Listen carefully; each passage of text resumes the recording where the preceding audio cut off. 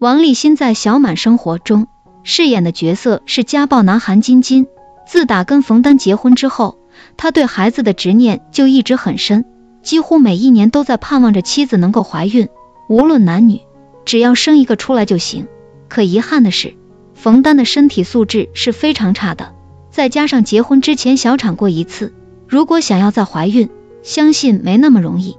因为妻子生不出孩子，韩晶晶整天对冯丹冷嘲热讽，不是怀疑妻子混乱的私生活，就是对他拳脚相向。冯丹也是被打怕了，只能躲在陈丽的家里。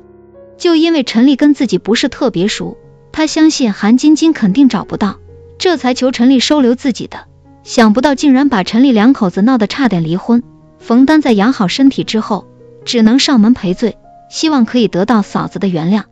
然而冯丹没想到的是，他住在陈丽家这件事，冯丹早已经告诉给了韩晶晶，这边事情还没解决呢。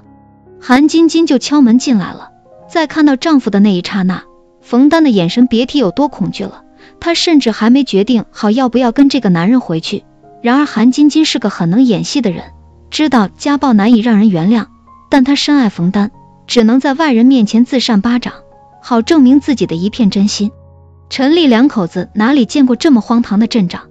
只能放下所有的误会，反过来劝韩晶晶别动手了。至于冯丹，只要她不想离婚，最好还是跟着丈夫回去，总不能一直待在外面吧。本以为韩晶晶在使出绝招之后，冯丹会跟着自己回去，然而冯丹这次确实是被打怕了。扇巴掌这种戏码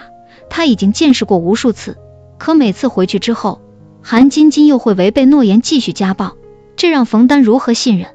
可以肯定一点，韩晶晶这种人是不值得信任的。别看她在外人的面前态度有多真诚，回到家之后还不知道怎么收拾冯丹呢。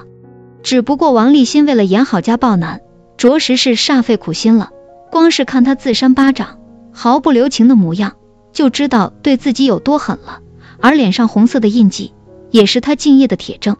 扇巴掌的戏份真实与否，其实观众是能一眼看出来的，化妆出来的印记和真实被打出来的印记是完全不同的。很显然，王立新是真的对自己动手了，天知道这场戏份他打了自己多少个巴掌，而且每一次都是能够清晰听到声音的。不知道大家在看这场戏的时候，有没有被王立新的狠给震惊了呢？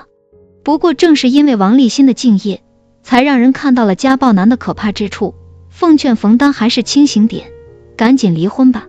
这种男人真的不值得他豁出一切去生孩子，因为孩子出来了，家暴也不会停止的。